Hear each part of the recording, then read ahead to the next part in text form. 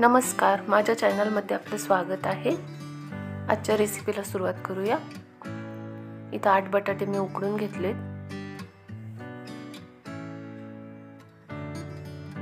आता ते मॅशरने मॅश करून घ्यायचे।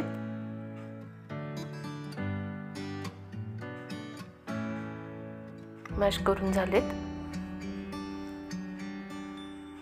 एक छोटा तुकडा आल्याचा घेतलाय, 6-7 लसणाच्या पाकळ्या, 10-12 हिरव्या मिरच्या, भरपूर अशी कोथिंबीर बारीक चिरून घेतली, मिरचीचं वाटण करून घेतले।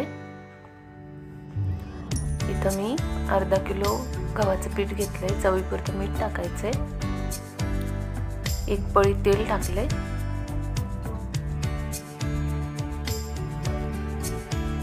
आता ते मिक्स करून घ्यायचंय। थोडं थोडं पाणी टाकून पीठ मळून घ्यायचंय। आता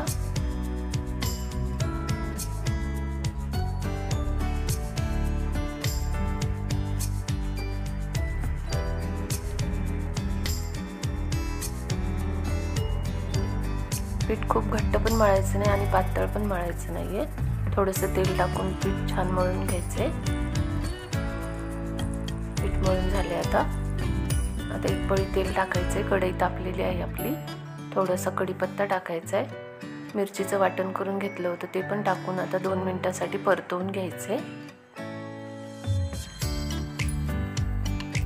कोथिंबीर टाकून परतवून घ्यायची, बटाटा पण टाकून घ्यायचा आहे आणि छान मिक्स करून घ्यायचंय। आता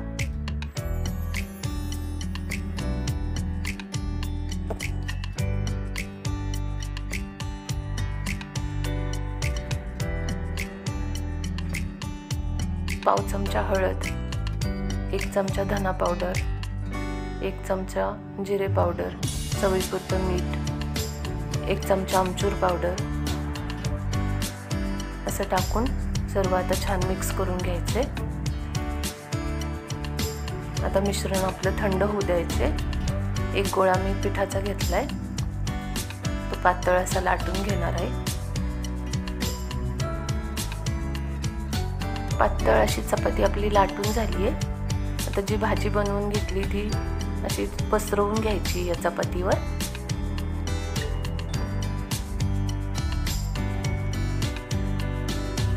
चौकोनी आकारात मी पराठे बनवणार आहे, गोल पण आकारात बनवता येतात, आपल्याला पाहिजे तसा शेपमध्ये हे पराठे बनवायचे। चारी बाजूने कडा दुमडून घेतल्यात। आता थोडंसं पीठ टाकून लाटून घ्यायचंय।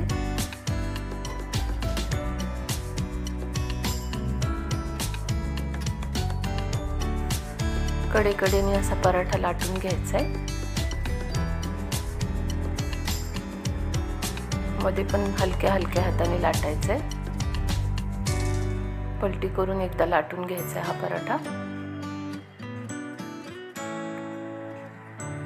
लाटून झालाय। आता तवा आपला तापलेला आहे, त्यावर थोडंसं तूप टाकून घ्यायचे।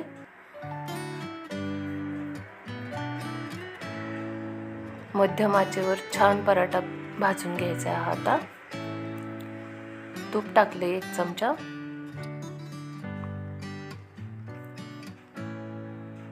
आता पलटी करून घ्यायचे। खमंग असा पराठा आता आपल्याला भाजून घ्यायचा आहे।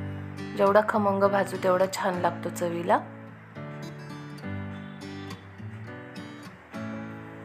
परत एकदा पलटी करून घ्यायचा आहे। तयार आहे आता आपला पराठा।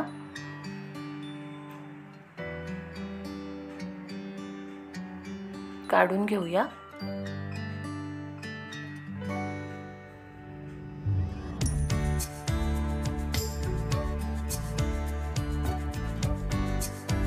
याच पद्धतीने मी आता दुसरा पण पराठा बनवून घेतलाय।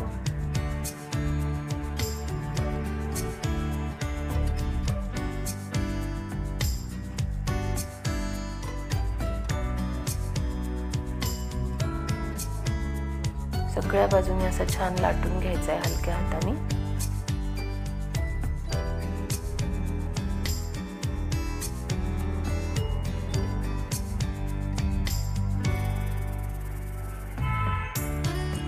तूप टाकून खमंग असा भाजून घेतलाय।